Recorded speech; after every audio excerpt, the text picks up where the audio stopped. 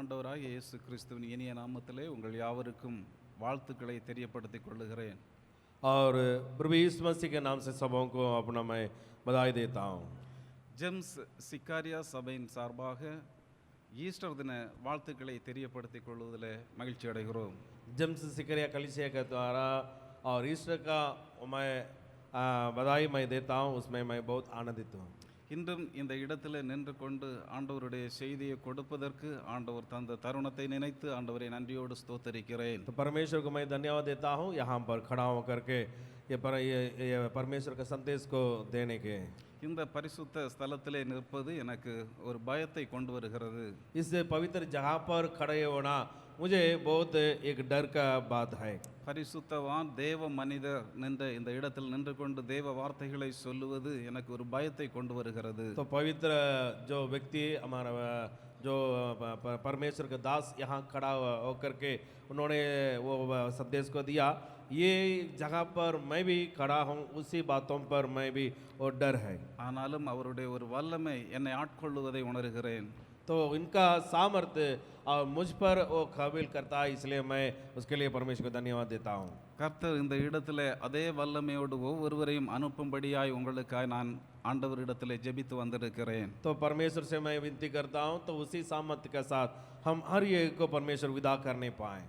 நான் குமரி மாவட்டத்தை சார்ந்தவன். मैं तमिलनाडु में कुमरी एक जगह पर, कन्याकुमारी का जगह पर मैं रहने वाला हूँ। ஆகவே என்னுடைய வார்த்தைகள் நான் பேசுவதிலே சில மலையாளம் கலப்புகள் இருப்பதை உங்களால் காண முடியும். तो मैं जब बातचीत करते समय में कुछ ऐसे मलयाला वो भाषा वो जैसे मिलजुल रहता है, वैसे आप लोग समझ में आता होगा। ஆகவே என்னுடைய பேச்சை டிரான்ஸ்லேட் பண்ணுவது அநேகருக்கு பெரிய சவாலான ஒரு காரியம். तो मेरा जो भाषा को अनुवाद करना थोड़ा सबको मुश्किल का बात लगता है। அப்போ பலரிடத்திலே கேட்டு கடைசியாக பிரதர் ஜெயக்குமார் அவர்களிடத்திலே கேட்டேன். तो सबसे मैं पूछ रहा था, आखिरी में मैं भाई जय कुमार से भी मैं बातचीत किया। அவர்கள் புரிந்து கொள்வதாக சொல்லி இருக்கிறார்கள். ஆகவே என்னோடு இந்த இதை டிரான்ஸ்லேட் பண்ணுவதற்காக வந்திருக்கிறார்கள். तो उन्होंने कहा तो हम समझ लेंगे, इसलिए मदद करने के लिए आया है। நன்றியை தெரியப்படுத்திக் கொள்கிறேன். तो मैं धन्यवाद कहता हूँ। இன்றும் ஒரு குறிப்பிட்ட இந்த நாளானது நமக்கு ஒரு வல்லமையை கொடுக்கிற ஒரு நாளாக இருக்கிறது. तो आज भी ये खास ये दिन है और परमेश्वर का सामर्थ को प्रकट करने का वो बात। இன்று தியானிப்பதற்காக லூக்கா 24வது அதிகாரம் 6வது வசனம். लूका रचित सुसमाचार 24 का 6 वचन को हम लोग ध्यान देंगे। वह यहाँ नहीं परंतु जी उठा है। ஆமென். அவர் இங்கே இல்லை, அவர் உயிர்த்தெழுந்தார். वो यहाँ नहीं है परंतु वो जी उठा है। அவர் இங்கே இல்லை, அவர் உயிர்த்தெழுந்தார் என்ற வார்த்தை அது மிக வல்லமை உள்ள ஒரு வார்த்தை. तो ऐसे ये शब्द है, सामर्थ भरी हुई है, ये नहीं है लेकिन वो जी उठा है। இன்று நாம் தியான பகுதியிலே தியானிக்கும் பொழுது நாம் கேட்டோம், ஆண்டவராகிய இயேசு கிறிஸ்து நம்மோடு கூட நடந்து வர விரும்புகிற ஆண்டவர். तो हमारा साथ चलने वाला परमेश्वर करके जो वचन को अध्ययन करते समय में हम लोग सुना, அவர் கல்லறையிலே இல்லை, वो कब्रिस्तान में नहीं है, அவர் எழுந்திருந்தார். वो जी उठा है। கல்லறையை விட்டு எழுந்திருந்த ஆண்டவர், कब्रिस्तान से जी उठा परमेश्वर है, உயிரோடு எழுந்த ஆண்டவர், वो जी उठा परमेश्वर அவர் है। நம்மோடு நடந்து வர விரும்புகிற ஆண்டவர். हमारा साथ चलने वाले இன்றைக்கும் साथ चलने वाला परमेश्वर है। இன்றைக்கும் அந்த வல்லமையை குறித்து நாம் தியானிக்க போகிறோம். तो उसी परमेश्वर के सामर्थ्य के बारे में हम लोग अध्ययन करने जा रहे हैं। அன்று விடியற் காலை ஆன பொழுது பிரதான ஆசாரியர்கள் அவர்களை இயேசுவை கொலை செய்யும்படி வகை தேடினார்கள். जब वो सुबह का वेला में और उस समय में सारे प्रधान लोग ने और यीशु मसीह को वो खत्म करने के लिए, मार डालने के लिए वो लोग चाहता था। பிரதான ஆசாரியரும் மூப்பரும் வஞ்சனை செய்து இயேசுவை கொலை செய்யும்படி வழி தேடி கொண்டிருந்தார்கள். महायाजक और सारे उनके साथ लोग उनके और चल के साथ मार डालने के लिए वो लोग चाहते थे। இயேசுவை பிடித்து பொந்தி பிலாத்துவினிடத்திலே ஒப்பு கொடுத்தார்கள். और यीशु मसीह को पकड़वा कर वो पिलातु के हाथ में वो लोग सौंप दिया है। தேசாதிபதியாகிய பொந்தி பிலாத்து விசாரணை செய்து அவரை தப்புவிக்க வேண்டும் என்றுதான் நினைத்தார். लेकिन जो पिलातु ने और उसे जो सुविधा उन्होंने यीशु मसीह को छुड़ाने के लिए उन्होंने चाहता था। ஆனால் பிரதான ஆசாரியர்களும் மூப்பர்களும் இன்னும் அந்த ஜனங்கள் எல்லாம் இயேசுவுக்கு விரோதமாயிருந்தபடியினால் அவரை தப்புவிக்க முடியவில்லை. और जितना और महायाजक और उनके साथ सारे लोग यीशु मसीह के विरोध में रहने की वजह से और उन लोग ऐसे कर नहीं पाते थे இயேசுவை குற்றப்படுத்தினார்கள். और यीशु मसीह के विरोध में वो लोग का दोष लगाया। அவர் ஒரு மறு உத்தரவும் சொல்லவில்லை. यीशु मसीह उसके लिए उत्तर नहीं दिया। ஏசாயா 53:7 வாசித்து பாருங்கள். और ऐसे नबी किताब 53 का 7 को हम लोग पढ़ के देखेंगे। அவர் அடிக்கப்படுவதற்கு கொண்டு செல்லப்படுகிற ஒரு ஆட்டுக்குட்டியை போலவும் और जैसे मारने के लिए ले जाता एक मेमना के समान மயிர் கத்தரிக்கிறவனுக்கு முன்பாக சத்தமிடாதிருக்கிற ஆட்டை போலவும் और जैसे एक भेड़ों को उसका ऊन और उसको काटने के लिए ले जाता है वैसे चुपचाप रहा। தன் வாயை திறவாதிருந்தார். और वो शांति से वो रहा। அவரிடத்தில் நியாயம் இருந்தது. और उनके ऊपर उनके साथ वो न्याय था। ஆனாலும் அவர் வாயை திறவாமல் இருந்தார். और वो वहां पर उन्होंने चुप होकर शांति से खड़े रखा। அன்று காவல் பண்ணப்பட்டவர்கள் ஒருவரை விடுதலை செய்யும்படியான ஒரு வழக்கம் அங்கே இருந்தது. जैसे वहां बंदी गृह में रहने वाला एक व्यक्ति को वो आजाद करने के लिए ऐसे एक नियम महान था। எப்படி ஆகிலும் ஒருவர் இயேசுவை விடுதலை செய்யும்படி சொல்லி இருந்தால் அவர் விடுதலை ஆகி இருக்கலாமே என்று யாரை விடுதலை செய்ய வேண்டும் என்று பிலாத்து கேட்டார். और पिलातुस ने ऐसे उनको यीशु मसीह को छुड़ाने के लिए आजाद करने के लिए उन्होंने इसको चाहता था, लेकिन वो किसको वो छुड़ाएंगे आजाद करेंगे उन्होंने पूछ रहा था। ஜனங்கள் எல்லாம் சொன்னார்கள் பரபாசை விடுதலை செய்யும். और सारे लोगों ने चिल्लाया बरबास को छुड़ाने के लिए। ஒரு படு பயங்கர குற்றவாளியான பரபாசை விடுதலை செய்யும். एक भयानक एक वो अपराधी है वो बरबास को छुड़ाने के लिए लोगों ने चिल्लाया। அப்படியானால் நான் இயேசுவை என்ன செய்ய வேண்டும்? तो उन्होंने पूछा मैं यीशु को क्या करूं? இயேசுவை என்ன செய்ய வேண்டும்? और यीशु को मैं क्या करूं? அவரை சிலுவையில் அறையும். और लोगों ने चिल्लाया उनको இயேசுவை சிலுவையில் அறையும் उनका सूली पर चढ़ाओ என்று கூச்சலிட்டார்கள். और लोगों ने चिल्लाया। ஜனங்களுடைய பிரச்சனையினால அவரை விடுதலை செய்ய முடியாமற் போய்விட்டது. और लोगों को समस्या की वजह से यीशु मसीह को छुड़ा नहीं पाया। அப்பொழுது அவரை சிலுவையில் அடிக்கும்படி ஒப்பு கொடுக்கப்பட்டார். और वैसे यीशु मसीह को सूली पर मारने के लिए वो सौंपा गया है। பிலாத்து கேட்டார் இவர் என்ன பொல்லாப்பு செய்தார்? और पिलातुस ने पूछा ये क्या गलती किया है? அவரை சிலுவையில் அறையும் அவரை சிலுவையில் அறையும் என்ற சத்தம் தான் துணித்தது. सारे लोगों ने चिल्लाया और उनको क्रूस पर मारने के लिए। கலகம் அதிகமானது. और वहां पर झंझट ज्यादा हुआ।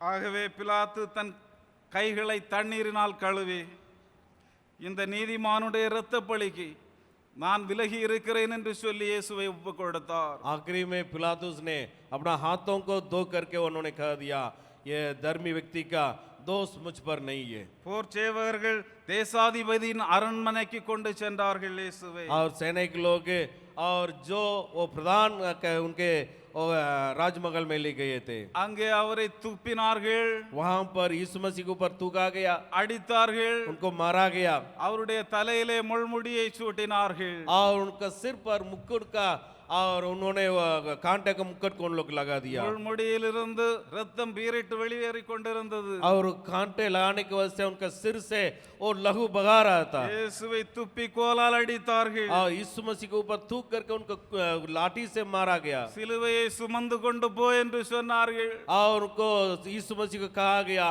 क्रूस को उठा के लेके चल। அப்படியே சிலுவையை சுமந்து கொண்டு வந்தார். और वैसे ही उन्होंने सूली को उठा करके लेके गया। அவரால் சுமக்க முடியவில்லை. उनको यीशु मसीह को सूली को उठा नहीं पाया। அவரால் சுமந்து செல்ல முடியாதபடி தளர்ந்து நின்றார். और उन्होंने उसको उठाने की वजह से थक गए।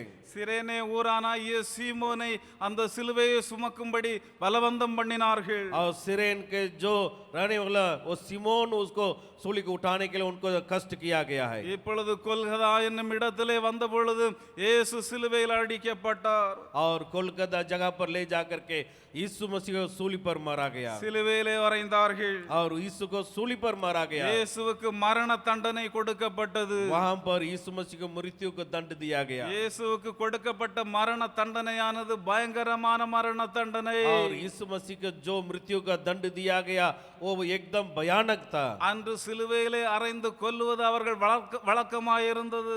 ऐसे वो लोग एक नियम था और जो अपराधियों को क्रूस पर वो मार के खत्म करने के लिए. சாபமான காரியங்களை செய்தவர்களுக்கு தான் இந்த பயங்கரமான தண்டனை கொடுக்கப்படும். जो श्रापित काम को किया गया उनको इस प्रकार का वो मृत्यु का दंड दिया जाता है. ஆனால் சிலுவையிலே இந்த மோசமான மரணத்தை இயேசுவுக்கு கொடுத்தார்கள். ऐसे एक मृत्यु ऐसे भयानक एकदम ऐसे वो मृत्यु दंड को यीशु मसीह को दिया गया. மிக மோசமான குற்றவாளிகளுக்கு கொடுக்கப்படுகிற இந்த தண்டனை இயேசுவுக்கு கொடுக்கப்பட்டது. ऐसे खराब मृत्यु एक देने वाला दिया जाता है. ऐसे एक दंड को यीशु मसीह को दिया जाता மற்ற है. குற்றவாளிகளுக்கு கொடுப்பதை விட தண்டனை அதிபயங்கரமாய் இருந்தது. और साधारण ऐसे अपराधों को देने से अधिक भयानक एक खराब मृत्यु दंड को यीशु मसीह को दिया गया. அவர் சிலுவையை சுமந்து கொண்டு சென்றார். और सूली को उठा करके यीशु मसीह ने गया அவர் உடலில் எல்லாம் அடித்தார்கள். और उनका सारे उनका शरीर पर घायल किया गया. உடலிலிருந்து ரத்தம் வெளியேறிக் கொண்டிருந்தது. उनका शरीर से हर एक वो बूंद लघु बहा रहा था. தேவகுமாரனாகிய இயேசு கிறிஸ்து நடந்து சென்ற ஒவ்வொரு இடத்திலும் இரத்தத்தின் அடிச்சுவடுகள் பதிந்தன. और परमेश्वर का पुत्र यीशु मसीह का वो पाँवों का वो निशान हर एक जगह पर चलते गया.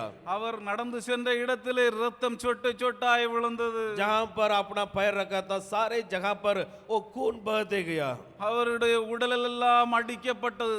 और सारे उनका शरीर और फाड़ा गया. இப்படியே அவர் இழுத்து செல்லப்பட்டார். इस प्रकार वो यीशु मसीह को लेके गए थे. அவருடைய கரங்களை ஆணிகளால் பிடித்து அறைந்தார்கள். और उनका दोनों हाथों से कांटी को टोका गया. அவருடைய கரங்களை ஆணிகளால் அடிப்பதற்கு 6 முதல் 8 இன்ச்சு கனமுள்ள நீளமுள்ள ஆணிகள் வைத்திருந்தார்கள். और उनका हाथों में ठोकने के लिए 6 से लेकर 8 इंच लंबाई वो कांटियों को लोग रखे हुए थे. அப்படிப்பட்ட ஆணிகளை பயன்படுத்தி ஒரு கரத்தை அடித்தார்கள். ऐसे कांटियों से उनका एक हाथों में टोका गया கரம் துடித்தது. और उनका हाथ दर्द रहा था. விட்டு விடவில்லை. और फिर भी वो लोग छोड़ा नहीं है. அடுத்த கரத்தையும் பிடித்து வைத்து அடித்தார்கள். दूसरा हाथों से भी वो लोग के कांटी से टोका गया கரம் துடித்தது. और उनका हाथ वो और दर्द ரத்தம் था. பீரிட்டு வெளியேறிக் और கொண்டிருந்தது. उसी से वो लघु एकदम वो निकल रहा था. அந்த ஒரு இரத்த நாளத்தை சரியாக கண்டுபிடித்து அடிப்பதற்கு ரோம சேவகர்கள் நன்றாய் அறிந்திருந்தார்கள். और रोमियों को जो सैनिक लोग को जानते थे और हमारा वो लहू का और नस को जहां पर है वहां पर काटी का ठोकने के लिए वो लोग जानते थे. இரத்த நாளத்தில் அடிக்கப்பட்ட பொழுது அவர் வேதனை அதிகரித்தது. और लहू का वो नस में जब कांटी टोका गया था और उसमें और वेदना और वो अधिक हो रहा था. அடித்த கரத்தையும் பிடித்து அறைந்தார்கள். और दूसरा हाथों से भी वो मारा गया. 2 கால்களையும் ஒற்றை ஆணியால் அடித்து தொங்க விட்டார்கள். दोनों पैरों को एक ही कांटी से वो लोग ठोक दिया. இப்பொழுது இயேசுவால் மூச்சு விட முடியவில்லை. अभी यीशु मसीह का सांस फूल रहा था. மரத்திலே வானத்திற்கும் பூமிக்கும் நடுவாய் தொங்கிக் கொண்டு நிற்கிறார். और सूली में आकाश और पृथ्वी के बीच में वो लटक रहा था. வானத்திற்கும் பூமிக்கு நடுவாய் தொங்கிக் கொண்டு நிற்கிறார். और आकाश और पृथ्वी के बीच में यीशु मसीह लटका रहा था. மூச்சு விடுவதற்கு கூட முடியவில்லை. और उनका सांस लेने में भी तकलीफ रहा. ஒற்றை ஆணியிலே 2 கால்களும் அறையப்பட்டிருக்கிறது. एक ही कांटी में उनको दोनों पैर को रख करके वो लोग को मार दिया था.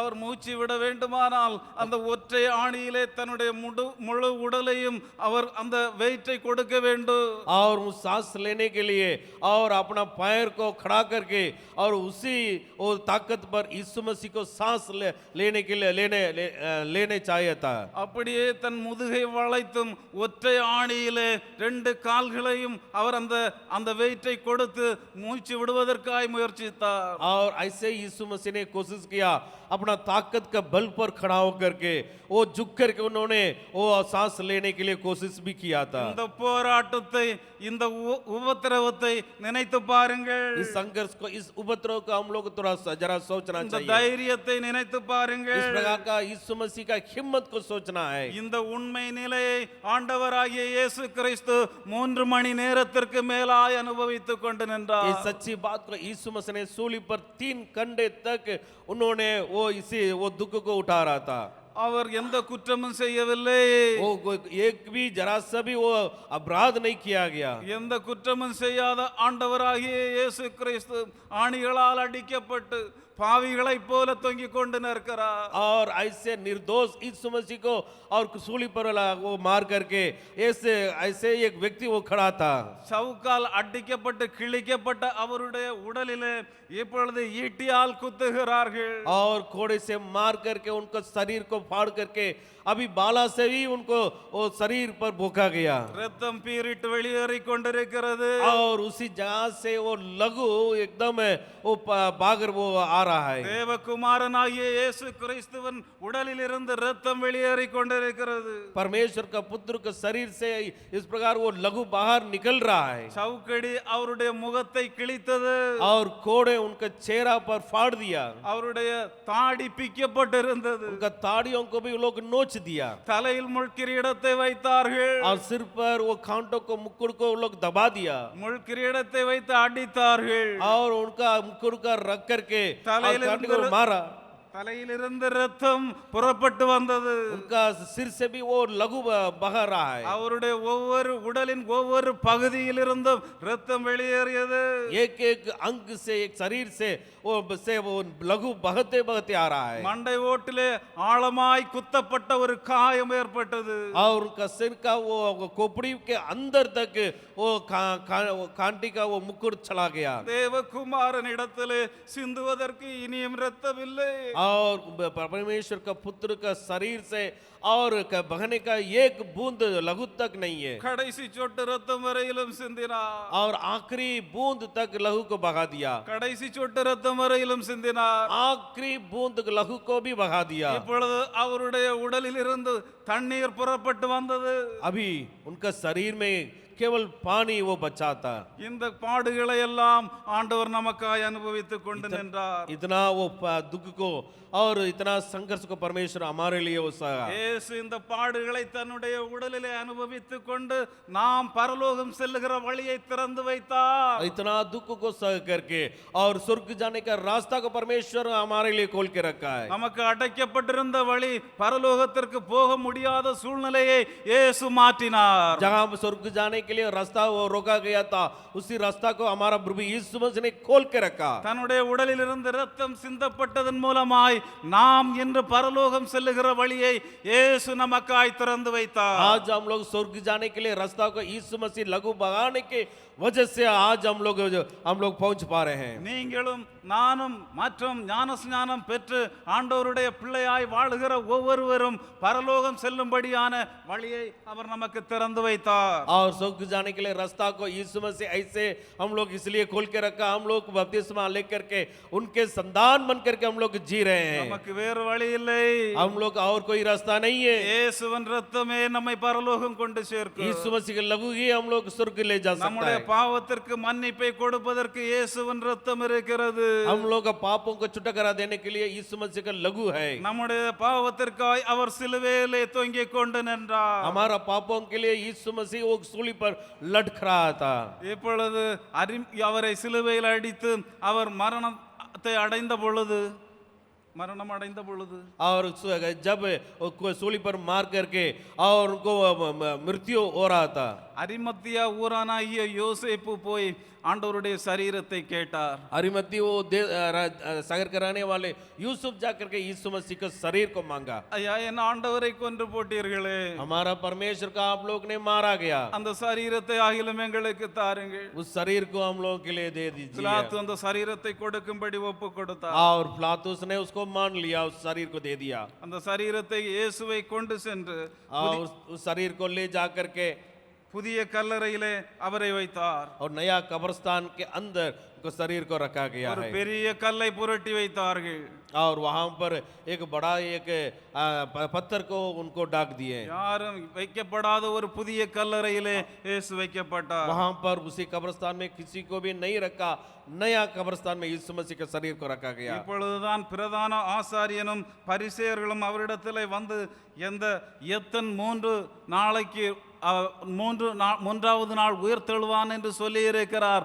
ஆகவே இவரை காவல் காக்க வேண்டும் என்று சொன்னார்கள். और महायाजक और अन्य लोग भी और ऐसे ये तो 3 दिन में जी उठ जाएंगे, इन्होंने कहा था ये लोग साथ रहने वाले ये शरीर को लेके चले जा करके ऐसे एक गलत बातों का फैला देंगे करके उनको पहरा देने के लिए सैनिक लोग को रखा गया है 3 நாள் வரை கல்லறையை பாதுகாக்க வேண்டும். और 3 दिन तक वहां पर वो सैनिक लोगों को पहरा देने के लिए रखा गया. பிலாத்து கல்லறையை முத்திரையிட்டு பாதுகாக்கும்படி சேவகர்களை அனுப்பினார். वहां पर उसी कब्रिस्तान के सामने और मुहर डाल करके वो लोग पहरा देने के लिए वो लोग सैनिक लोग को रख दिया. காவல் சேவகர்கள் கல்லுக்கு முத்திரையிட்டார்கள். वहां पर वो लोग सैनिक लोग उसी कब्रिस्तान के वो सारे तरफ वो लोग रोक डाला है.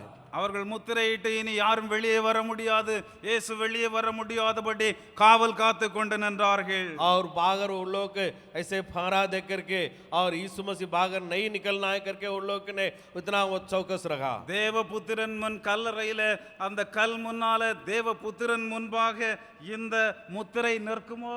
यहाँ हमारा परमेश्वर के सामने ये जो पहरा देते हैं और जो मुहर डाले हैं ये तो खड़ा नहीं हो सकता है. கல்லறையை உடைத்துக் கொண்டு இயேசு வெளியே और வந்தார். कब्रिस्तान को तोड़ करके प्रभु यीशु मसीह बाहर निकला. இயேசு உயிரோடு வெளியே வந்தார். यीशु मसीह और जीवित परमेश्वर बाहर निकला. இயேசு உயிரோடு ஜீவிக்கிறார். और यीशु मसीह आज भी वो जिंदा है.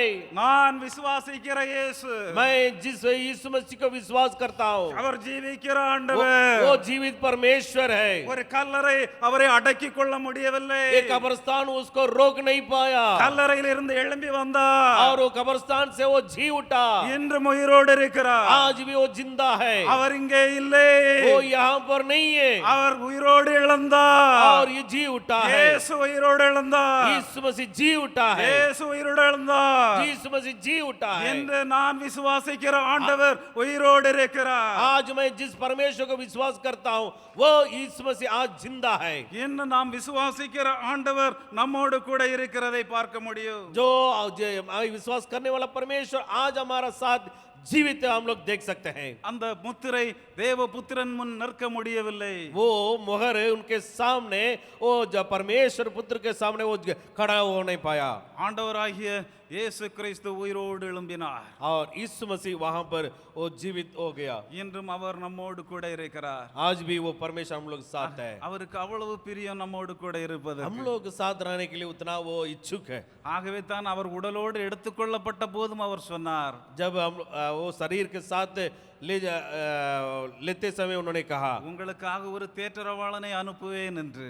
और जब वो जी उठने के समय में उन्होंने कहा मैं एक सगाई को आप लोग के लिए भेजेंगे. நம்மோடு கூட இருப்பது அவருக்கு அவ்வளவு பிரியம். हमारा साथ रहने के लिए हमारा प्रभु यीशु मसीह इतना चाहता था. இதோ உலகத்தின் முடிவு பரியந்தம் நான் உங்களோடு கூட இருக்கிறேன். वो दुनिया के अंतिम समय तक मैं तेरे संग सब लोग संग में रहूंगा. உலகத்தின் முடிவு பரியந்தம் நான் உங்களோடு கூட இருக்கிறேன். वो संसार के अंत तक मैं आप लोग साथ साथ रहूंगा. ஆண்டவராகிய இயேசு கிறிஸ்து நம்மோடு கூட இருக்கிறவர். और हमारा प्रभु यीशु मसीह हमारा साथ रहने वाला है. நீங்கள் எதை குறித்தும் பயப்பட தேவையில்லை. तो आप किसी भी बातों के लिए चिंता नहीं करना.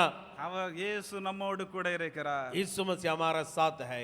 2 நாளாகமம் 13வது அதிகாரம் 12வது வசனத்தை வாசித்து பாருங்கள். और दूसरा इतिहास 2 நாளாகமம் 13:12. 13 अध्याय का 12 वचन को देखेंगे. दूसरा इतिहास 13 अध्याय 12 वचन. देखो, हमारे संग हमारा प्रधान परमेश्वर है और उसके याजक तुम्हारे विरोध सांस बांधकर फूंकने की तुरही लिए हुए भी हमारे साथ है. हे इस्राएलियों और पूर्वजों के परमेश्वर यहोवा से मत लड़ो, क्योंकि तुम सफल ना होगे. அவர் நம்மோடு கூட இருக்கிறார். वो हमारे संग रहने वाला परमेश्वर அவர் சேனாதிபதியாய் நம்மோடு கூட और இருக்கிறார். परम प्रधान होकर के हमारे संग रहते हैं. தேவன் வல்லமை உள்ள ஒரு சேனாதிபதியாய் என்றும் நம்மோடு கூட இருக்கிறார். सामर्थ भरा हुआ एक परम प्रधान के समान हमारा संग है. அது எவ்வளவு மகிழ்ச்சியான காரியம். वो कितना वो आनंद का बात है। இயேசு நம்மோடு கூட இருப்பது ஒரு மகிழ்ச்சியான ஒரு அனுபவம். यीशु मसीह हमारा साथ रहना बहुत आनंद का बात है। அவர் நம்மோடு கூட இருப்பதற்கு தான் இந்த உபாதைகளை எல்லாம் அனுபவித்தார். हमारा साथ रहने के लिए ये सारे वो उपद्रव को उन्होंने सह लिया। அவர் சொன்னார், உங்களை திக்கற்றவர்களாய் விடேன்.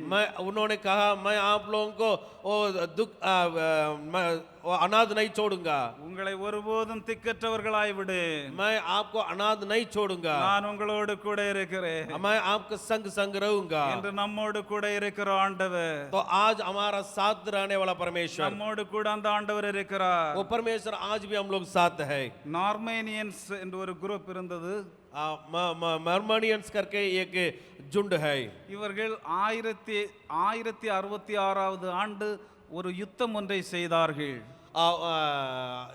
1606 में ये लोग एक युद्ध को चला रहे थे। அவர்கள் இங்கிலாந்து தேசத்தை முற்றுகையிட்டு இருந்தார்கள். और जो इंग्लैंड देश को वो लोग पूरा चैन मार दिया। இங்கிலாந்து தேசத்தை முற்றுகையிட்டு இருந்த அந்த நார்மேனியன்ஸினுடைய தலைவர் வில்லியம் என்று சொல்லக்கூடியவர். उसी समय में उस देश का अधिपति था विलियम। இந்த வில்லியம் அவர் மிக போர் பயிற்சி பெற்ற ஒரு தலைவர். और विलियम ने अच्छा से एक योद्धा था, युद्ध में अच्छा से लड़ने वाला था। ஒரு நம்பிக்கையான ஒரு தலைவர். और वो भरोसा और रखने वाला भी व्यक्ति था। அவர் நின்றாலே மற்றவர்கள் வைராக்கியமாய் போரிடுவார்கள். और वो आगे खड़े रहेंगे तो वो सारे सैनिक लोग इतना वो एकदम मन में जलन भर करके वो युद्ध करने वाले लोग थे। இந்த யுத்தத்திற்கு பெயர் ஹேஸ்டில்ஸ் யுத்தம் என்று சொல்லுவார்கள். उसी युद्ध का नाम था हेस्ट के। இது வரலாற்றிலே எழுதப்பட்டிருக்கிற ஒரு நிகழ்ச்சி. ये इतिहास में लिखी हुई एक बात है। இவர்கள் யுத்தம் செய்து அந்த இங்கிலாந்தை பிடித்துக் கொள்வதற்கான நேரம் வந்தது. और ये मेमन लोग ने युद्ध करके इंग्लैंड देश को वो पकड़ने वाले थे। மிக தைரியமாக யுத்தம் செய்து கொண்டிருந்தார்கள். लेकिन ये वो राजा ने उन लोग विरोध में हिम्मत के साथ वो लोग झगड़ा कर रहे थे। யுத்தத்திலே முன்னேறி சென்று கொண்டிருந்தார்கள். युद्ध में आगे आगे वो लोग बढ़ते जा रहे थे। இந்த நேரத்திலே தான் उस वक्त में ஒரு செய்தியை பரப்பி விட்டார்கள். ऐसे एक गलत अफवाह को वहां फैला गया। நார்மேனியன்ஸினுடைய தலைவர் வில்லியம் மரித்து போய்விட்டார். नार्मेनियंस का उसका जो अगुवे हैं, चलाने वाले हैं, वो मर गए करके। நார்மேனியன்ஸினுடைய தலைவர் மரித்து போய்விட்டார் என்ற செய்தி இந்த போரிடுகிற எல்லா போர் வீரர்களுக்கும் சென்று சேர்ந்தது. और जो उनको चलाने वाले अगुवे करने वाले नार्मेनियंस का जो अगुवे मर गए करके ये बात है, सारे सैनिक लोग के बीच में वो फैला गया। உடனே இதை கேள்விப்பட்ட உடனே தங்களுடைய தலைவன் மரித்து போய்விட்டார் என்பதை கேள்விப்பட்ட மாத்திரத்திலே இவர்கள் தளர்ந்து போனார்கள். और इसी बातों को सुन करके सारे सैनिक लोग वो उदास में चले गए। தங்கள் கைகள் எல்லாம் தளர்ந்து போயிற்று. और उनका हाथों वो लोग एकदम घबरा गए। இனி எங்களால் யுத்தம் செய்ய முடியாது. और उन्होंने सोचा अभी आगे हम लोग युद्ध नहीं कर पाते हैं। எங்கள் தலைவன் மரித்து போய்விட்டார். हमारा अगुवे वो मर गए। இனி நாம் வீட்டிற்கு செல்லுவதுதான் நல்லது. और हम लोग गौर लौटना उचित बात है। பின்வாங்கி செல்லுவதுதான் நல்லது. और पीछे वो चलना वही उचित बात है। எப்படியாகிலும் உயிரோடு சென்று விடுவோம் என்று சொல்லி किसी ना किसी प्रकार हम लोग अपना जान बचाएं। தளர்ந்து போனவர்களாக और एकदम निराश होकर के அவர்களுடைய அந்த டென்ட் எல்லாவற்றையும் சுருட்ட ஆரம்பித்தார்கள். जो अपना जो तंबू सारे इसको समेट करके वो लोग वापस जाने के लिए तैयार हो गए थे। அவர்களுடைய பொருட்களை எல்லாம் எடுத்து வைக்க ஆரம்பித்தார்கள். अपने सारे सामान को लोग ले लिए। பெட்டர் நாம் போய்விடலாம், இனிமேல் இங்கே யுத்தம் செய்வதில் பலன் இல்லை என்று நினைத்தார்கள். अभी हम लोग वापस चले जाएंगे, आगे युद्ध करना कोई लाभ नहीं है। எல்லாரும் சேர்ந்து அப்படியே செய்ய வேண்டும் என்று நினைத்துக் கொண்டிருந்தார்கள். ये सारे बातों को सोच करके वो लोग तैयार हो रहे थे। இப்பொழுதுதான் இந்த செய்தி வில்லியமுக்கு சென்றது. तबे उसी समाचार विलियम को पहुंचा। நான் மரித்து போனேனா என்று கேட்டார். मैं मर गया क्या, ऐसे उन लोग वो चकित हो गए थे। யார் இந்த வதந்தியை பரப்பி விட்டார்கள் தெரியவில்லை. ये गलत अफवाह को कौन ऐसे फैला दिया। தன்னுடைய குதிரையிலே ஏறினார். और अपना घोड़े पर चढ़ा। அவருடைய வீரர்கள் இருந்த ஒவ்வொரு பகுதியாய் சென்றார். और जगह अपना वो सैनिक लोग झुंड थे और उसके बीच में उन्होंने अपना घोड़ों से सफर किया. ஒவ்வொரு குடிசையாய் சென்றார். एक एक तंबू के वो बीच में उन्होंने अपना घोड़ों का सफर किया. I am William, I am alive. मैं तो विलियम है, मैं जीवित हूँ. நான் வில்லியம், நான் உயிரோடு இருக்கிறேன். मैं विलियम है, मैं जिंदा हूँ. தன்னுடைய குதிரையிலே ஒவ்வொரு பகுதியாய் சென்றார். अपने घोड़ों के साथ एक एक जगह पर वो जा करके अपना दर्शन दिखाया. நான் இப்பொழுதும் உயிரோடு இருக்கிறேன். आज भी मैं जिंदा हूँ. இதை கேள்விப்பட்ட ஒவ்வொரு வீரர்களுடைய உள்ளத்திலும் ஒரு மகிழ்ச்சி வந்தது. और इसका जो सैनिक लोग ने देखा, एक एक सैनिक लोग का आनंद उठाया. அவர்கள் தங்களுடைய கைகளை திடப்படுத்தி கொண்டார்கள். और अपना हाथों को वो लोग मजबूत कर लिया. தங்களுடைய தலைவர் உயிரோடு இருக்கிறார் என்பது அவர்களுக்கு மகிழ்ச்சியை கொடுத்தது. अपने अगुआ नेता वो जिंदा है करके उस बातों को वो लोग देख करके वो लोग आनंद उठाया. மீண்டும் போரிட வேண்டும் என்று முயற்சித்தார்கள். आगे और आगे वो लोग युद्ध करने के लिए वो लोग चाहते थे. தங்கள் கைகளை பலப்படுத்தி கொண்டார்கள். और अपना हाथों को मजबूत कर लिया. தங்கள் இருதயத்தை பலப்படுத்தி கொண்டார்கள். हृदय को वो लोग ढाढ़स बनाया. எங்கள் தலைவன் உயிரோடு இருக்கிறார். हमारा नेता अगुआ जिंदा है. வில்லியம் உயிரோடு இருக்கிறார். विलियम जिंदा है. அவர்கள் போரிடுவதற்காய் சென்றார்கள். आगे वो लोग युद्ध करने के लिए तैयार हो गए थे. வைராக்கியமாய் போரிட்டார்கள். जलन के साथ, धून के साथ वो लोग युद्ध करने के लिए गए. முழு பலத்தோடு போரிட்டார்கள். पूरे बल के साथ वो लोग आगे निकले. அந்த போரிலே வெற்றி பெற்றார்கள். युद्ध में वो लोग विजय पाए. இந்த ஹேஸ்டிங்ஸ் யுத்தத்திலே வெற்றி பெற்றார்கள். वो लोग हैस्ट के युद्ध में वो लोग के वो विजय पाए. இது எதனால் எது அவர்களுக்கு அந்த வீரத்தை கொடுத்தது? किस बात है उन लोग सैनिक लोगों को उत्साह बढ़ाया? தன்னுடைய தலைவன் உயிரோடு இருக்கிறார் என்பது அவர்களுக்கு அந்த வீரத்தை கொடுத்தது. अपने अगुवे जिंदा है इस बातों को उन लोग सुन करके देख करके उन लोग के आगे उन लोग उत्साह पाया. மிகுந்த வைராக்கியத்தோடு முன்னேறி சென்று போரிட்டார்கள். और ऐसे ये लोग जलन के साथ इस तरह मतलब वो लोग उत्साह के साथ आगे युद्ध में वो लोग आगे बढ़े. காரணம் என்ன? और कारण क्या था? அவர்களுடைய தலைவர் உயிரோடு இருப்பதை பார்த்தார்கள். और अपना अगुवे वो जीवित जिंदे करके उन लोग देखा. வில்லியம் உயிரோடு இருப்பதை அவர்கள் பார்த்தார்கள். और विलियम का वो जीवित देखा. அவரே போய் சொல்லுகிறார், I am alive, நான் உயிரோடு இருக்கிறேன். विलियम खुद जाकर के कहा मैं जिंदा हूँ, मैं जीवित हूँ. அது அவர்களுக்கு மிகுந்த ஒரு உத்வேகத்தை கொடுத்தது. ये बात उन लोग और उन लोग को उत्साह को दिया. ஆகவே அவர்கள் போரிட்டு வெற்றி பெற்றார்கள். इसलिए उन लोग युद्ध में आगे बढ़ करके विजय पा लिया. நமக்கும் அப்படித்தான். हम लोग भी ऐसे ही है. நமக்கு பலன் கொடுப்பது என்ன? हम लोग को ऐसे बल देने वाला बात क्या है? ஆண்டவராய் இயேசு உயிரோடு இருக்கிறார். यीशु मसीह आज भी जिंदा है. ஆண்டவராய் இயேசு உயிரோடு இருக்கிறார். यीशु मसीह आज भी जिंदा है. நாம் விசுவாசிக்கிற ஆண்டவர், हम जो जिस परमेश्वर के ऊपर विश्वास करते हैं அவர் இன்றும் உயிரோடு वो இருக்கிறார். आज भी वो जिंदा है. அந்த வைராக்கியம் தான் நமக்கு இன்றும் வாழ்வை கொடுக்கிறது. वो इसी विश्वास आज हम लोग को जीवित रहने के लिए हम लोग मदद करता है. அவர் உயிரோடு இருப்பது தான் நமக்கு வாழ்வு. जो यीशु मसीह जीवित है वो हमारा जीवन है. அவர் வாழ்ந்திருக்கிறார், நாமும் வாழ்ந்திருக்கிறோம். यीशु मसीह जी रहा है इसलिए हम लोग भी जिंदा है. இப்பொழுது பாருங்கள், அவருடைய சீடர்கள் எல்லாம் மிகுந்த வருத்தத்தோடு போய் உட்கார்ந்திருக்கிறார்கள். उनके चेलों सारे चेले लोग जाके दुख में बैठे हैं. இனி நாம் வாழ்வதில் பலன் இல்லை, இனி நாம் பழைய வேலைக்கு சென்று விடலாமோ என்று கதவை அடைத்துக் கொண்டு உள்ளே சென்றார்கள். दरवाजा सब बंद करके अंदर वो लोग अपना पुराना कामों के बारे में सोच करके डर से चले लोग बैठे हैं. யூதருக்கு பயந்து கொண்டு உள்ளே இருக்கிறார்கள். और यहूदियों को डर के मारे चेले लोग दरवाजा के अंदर है. இவர்கள் வந்து என்ன செய்ய போகிறார்களோ? और ये लोग आके हम लोग को क्या क्या करेंगे? இயேசுவை சிலுவையில் அடித்து விட்டார்கள். यीशु मसीह को सूली पर मारा गया. இயேசுவையும் கொன்று விட்டார்கள். यीशु मसीह को कदम करा दिया. இனி நம்ம என்ன செய்ய போகிறார்கள்? अभी हम लोगों को क्या होगा? நாம் என்ன செய்ய முடியும்? இனி अभी हम लोग क्या कर सकते हैं? இனி நமக்கு வாழ்வு இல்லை. अभी हम लोग जीवन नहीं, जिंदगी नहीं है. கலங்கி போய் உள்ளே உட்கார்ந்திருக்கிறார்கள். घबरा करके वो लोग कमरा के अंदर बैठे हैं. கதவை அடைத்துக் கொண்டு உள்ளே நிற்கிறார்கள். वो दरवाजा बंद करके वो लोग अंदर बैठे हैं. இயேசு உள்ளே சென்றார். यीशु मसीह अंदर गए. இயேசு உள்ளே சென்றார். यीशु मसीह दरवाजा के अंदर गए. உங்களுக்கு சமாதானம். வரும் என்று சொன்னார். और यीशु मसीह ने कहना आप लोगों को शांति मिले. இயேசுவை கண்ட சீடர்கள் जब यीशु मसीह के चेलों ने देखा புத்துணர்வு அடைந்தார்கள். और उत्साह के साथ आनंद से भरे गए உலகெங்கிலும் சென்றார்கள். और पूरा दुनिया पर चले गए இயேசுவை பிரசங்கித்தார்கள். और यीशु मसीह के बारे में प्रचार किया. சபைகளை கட்டினார்கள். कलीसिया को नियुक्त किया உலகெங்கிலும் சபைகள் கட்டப்பட்டது. और सारे जगह में कलीसिया को उन्होंने स्थापना किया. சோர்ந்து போய் இருந்த அந்த சீடர்களை இயேசு தேற்றினார். जो वो दुख से भरा हुआ और उन लोग क्लेश से भरा हुआ चेलों को और यीशु मसीह ने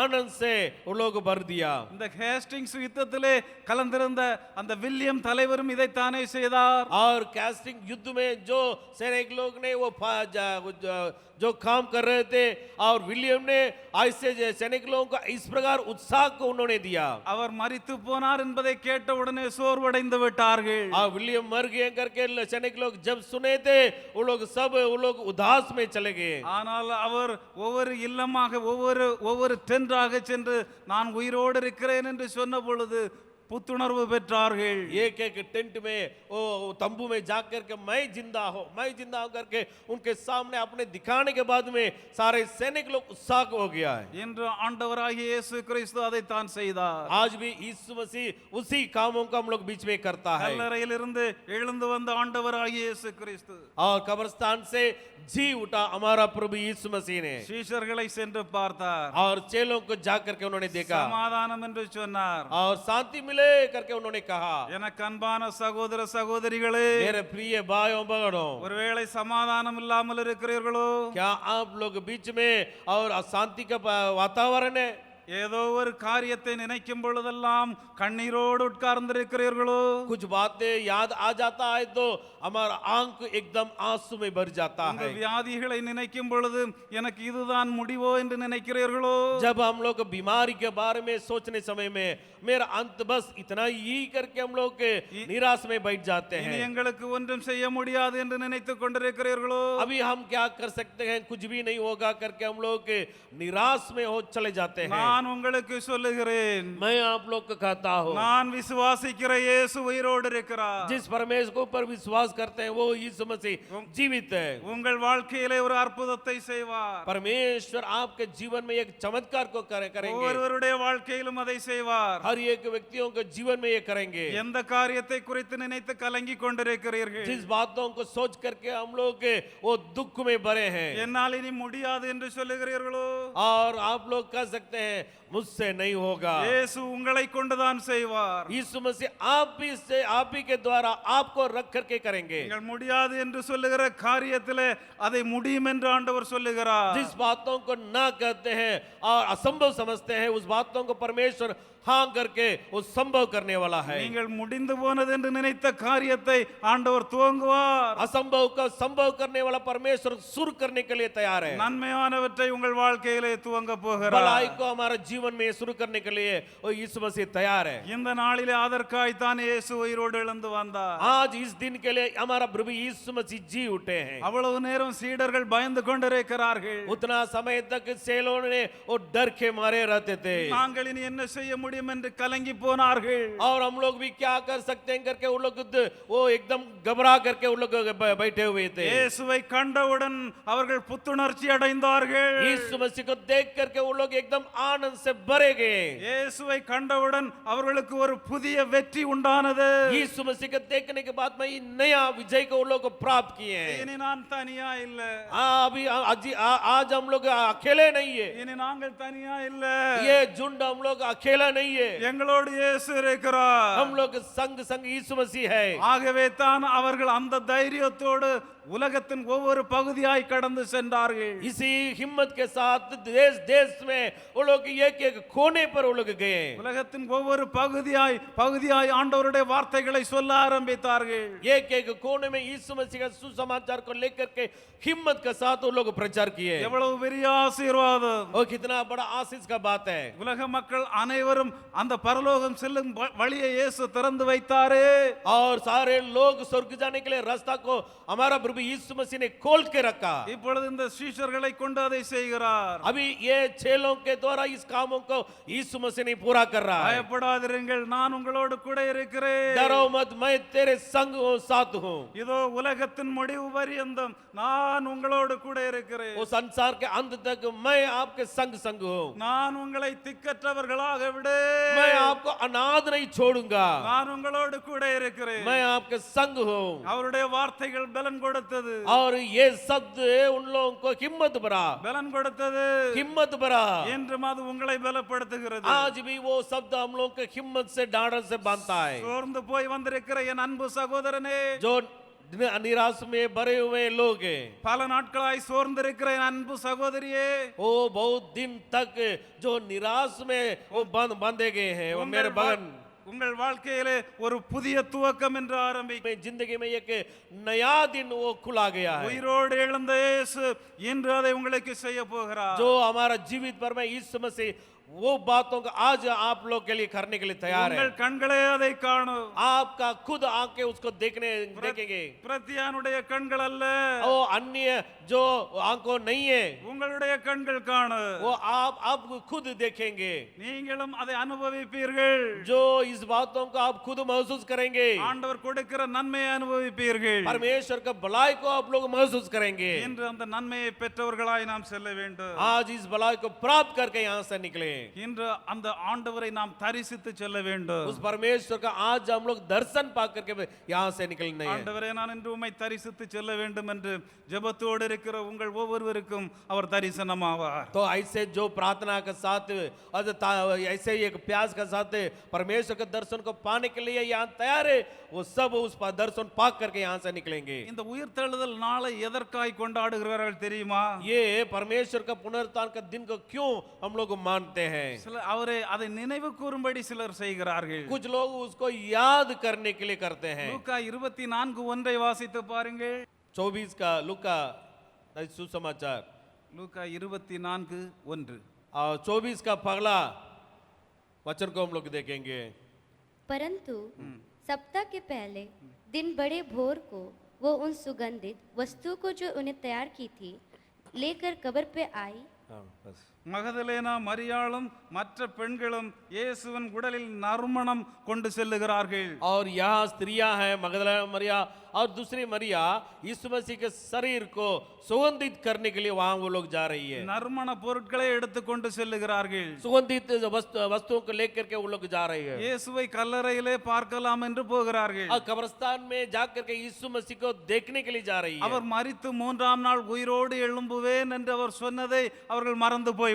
और यीशु मसीह ने कहा मैं तीसरा दिन जी उठूंगा, ये बातों को भूल करके वहां गए। ஆகவே அவர்கள் நினைவு கூறும்படி போகிறார்கள். उसको याद करने के लिए वो लोग वहां पर चले गए। இன்று நாம் நினைவு கூறுகிறவர்களாய் அல்ல, यहाँ पर आज हम लोग के याद करने के लिए नहीं है, இது ஒரு பண்டிகை அல்ல, ये एक पर्व नहीं है। நாம் இயேசுவால் பெற்ற வாழ்வை நினைக்கிற நாளாய் இருக்க வேண்டும். हम उसी यीशु मसीह के द्वारा एक जीवन को, जिंदगी को हम लोग पाए हैं, उसी को हम लोग याद करना है। இந்த உலகத்திலே ஒரு தலைவர் மரித்து போனால் அதை அவர்கள் கொண்டாடுவார்கள், அந்த நாளை நினைவு கூறுவார்கள். एक अगुवे, एक नेता मर गए तो उसी मृत्यु का दिन का लोग मानते हैं, वो लोग मनाते हैं। அப்படிப்பட்ட ஒரு நினைவு கூறுகிற நாள் அல்ல இன்று. ये दिन है, ऐसे दिन नहीं है जो हमारा प्रभु यीशु मसीह का जो मृत्यु को पुनरुत्थान का दिन है। அவருடைய இன்று ஆண்டவராகிய இயேசு கிறிஸ்து உங்கள் நாடி நரம்புகளை எல்லாம்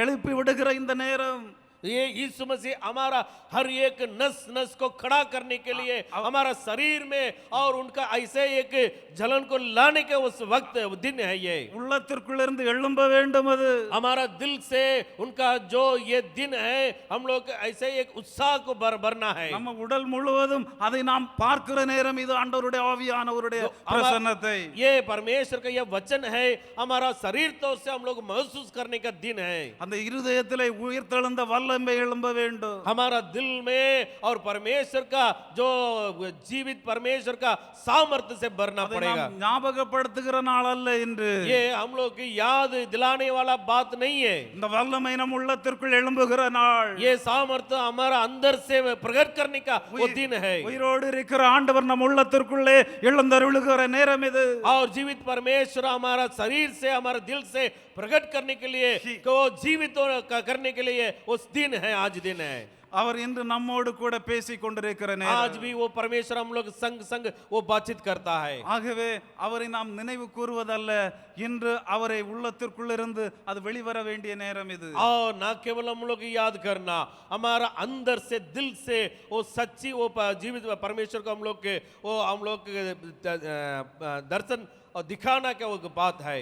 ஆகவே அதை நாம் ஞாபகத்தில் வைத்துக் கொள்ளுவோம். ये बातों को हम लोग जरूर याद रखना है। அது மட்டுமல்ல, சிலர் அறியாமையினால் இயேசுவை கொண்டாடுகிறார்கள். और न केवल ये बात है, और कुछ लोग अनजान से इस बातों को वो लोग मनाते हैं। மரியாள் சொன்னதை கேட்ட உடனே சீமோன் பேதுருவும் யோவானும் கல்லறைக்கு சென்றார்கள். जैसे मरियाल ये बातों को सिमोन पतरस को बताने के बाद में वो भी कब्रिस्तान पर जाके देखने के लिए दौड़ रहा है। அவர்கள் அங்கே சென்று அவருடைய ஆடை அங்கே வைக்கப்பட்டிருக்கிறதை பார்க்கிறார்கள். वहां पर जाकर के यीशु मसीह का वहां कपड़ा एक तरफ मोड़ करके रखा गया है। இயேசு இங்கே இல்லை என்று மரியாள் சொன்ன உடனே அவர்கள் போய் பார்க்கிறார்கள். और यहाँ पर यीशु मसीह का शरीर नहीं है करके कहने के बाद में वहां दौड़ के जाके वो देख रहा है। அவர்களுடைய உள்ளத்திலே இயேசு உயிர்த்தெழுவேன் என்று சொல்லி இருந்தார், அவர் உயிர்த்தெழுந்தார் என்ற நம்பிக்கை கூட இல்லாமல் சென்றார்கள். और यीशु मसीह ने कहा मैं जी उठूंगा, ये बातों को उन लोगों ने मन में भी वो लोग सोचा नहीं है और देखने के लिए वहां पर दौड़ दौड़ के गए। இன்று சில கிறிஸ்தவர்களை பாருங்கள் எப்படி கொண்டாடி கொண்டிருக்கிறார்கள். आज भी ऐसे कुछ मसीह लोग हैं, वो किस प्रकार ये ईस्टर का दिन को लोग मनाते हैं। மது அருந்துவதும் ஆடுவதும் பாடுவதும் தான் ஈஸ்டர் என்று நினைத்துக் கொண்டிருக்கிறார்கள். और जो नशा चीजों को इस्तेमाल करना, नाचना और ये बातों को वो लोग के वो ईस्टर के दिन में वो करना, यही मतलब ईस्टर का दिन करके वो लोग समझते हैं। அப்படிப்பட்ட ஒரு நாள் அல்ல. ये ऐसा दिन नहीं है। இருதயத்தின் ஆழத்திலிருந்து எழும்பி வர வேண்டிய நேரம் இது. ये बात हमारा दिल का गहराई से बाहर निकलने की बात है। அவர் உயிரோடு இருக்கிறார் என்பதை பிறருக்கு சொல்ல வேண்டிய நேரம் இது. ऐसे समय है यीशु मसीह जिंदा है करके सारे लोगों को प्रचार करने का वक्त है। தவறாக கொண்டாடக்கூடிய நாள் அல்ல இந்த நாள். ये गलत रीति से मानने वाला वो ये त्योहार नहीं है। ये இயேசு இன்றும் உயிரோடு இருக்கிறார் என்பதை நாம் வாழ்விலே காட்ட வேண்டிய நாள் இந்த நாள். हमारा जीवन में दिखाने का वो साबुत करने का वो वक्त है, समय है। यीशु मसीह जिंदा है, அவர் உயிர்த்தெழுந்தார் என்பதை காட்டக்கூடிய நாள் இந்த நாள். आज ये दिन है यीशु मसीह जीवित है करके दिखाने के लिए। அவருடைய உயிர்த்தெழுதல் இன்னும் நமக்கு ஒரு புதிய அனுபவத்தை கொடுக்கிறது. और यीशु मसीह का जो पुनरुत्थान है हम लोग एक नया ताकत को देता है। இந்த இந்த இந்த கல்லறைக்கு முதலாவதாக இந்த மரியாள் வருகிறாள். सबसे पहले इसी कब्रिस्तान में मरियाल ने आ रही है। அங்கே வந்து பார்த்து இயேசுவை காணவில்லை. वहां पर मरियम ने देख रही है यीशु मसीह को ना नहीं है। பேதுருவிடத்திலும் யோவானிடத்திலும் அறிவிக்கிறாள் இயேசுவை காணவில்லை என்று. पतरस और यूहन्ना के पास जाकर के ये बातों को वो कह रही है। இப்பொழுது அந்த சீடர்கள் அவர்கள் வெளியே சென்று அறிவிக்கிறார்கள். ये चेलो लोग जाकर के और बाहर सारे लोगों को बता रहा है। ஆனால் இந்த மரியாள் வெளியே செல்லவில்லை. लेकिन मरियम ने बाहर कहीं नहीं गई है। அவள் அந்த இயேசுவினுடைய அந்த கல்லறையை சுற்றி சுற்றி நின்று கொண்டிருக்கிறாள். और उन्होंने कब्रिस्तान के सारे तरफ घूम घूम के वो देख रही है। கல்லறையை சுற்றி சுற்றி நிற்கிறாள். और कब्रिस्तान के सारे तरफ ढूंढ ढूंढ के देख रही है। இயேசுவை காண்பது வரையிலும் நின்றாள். और जब तक यीशु मसीह नहीं पाया तब तक घूम घूम के देख रही है। அங்கே பார்த்து கொண்டு கண்ணீரோடு நிற்கிறாள். वहां पर आंसू के साथ आंखों में आंसू भर करके वहां पर खड़ी है। இயேசுவை பார்த்து கேட்கிறாள், நீர் அவரை எடுத்துக்கொண்டு போனது உண்டோ என்று. वहां पर खड़ा हुआ यीशु मसीह को देख करके मांग पूछ रही है, क्या आप उनका शरीर को लेके गए हैं?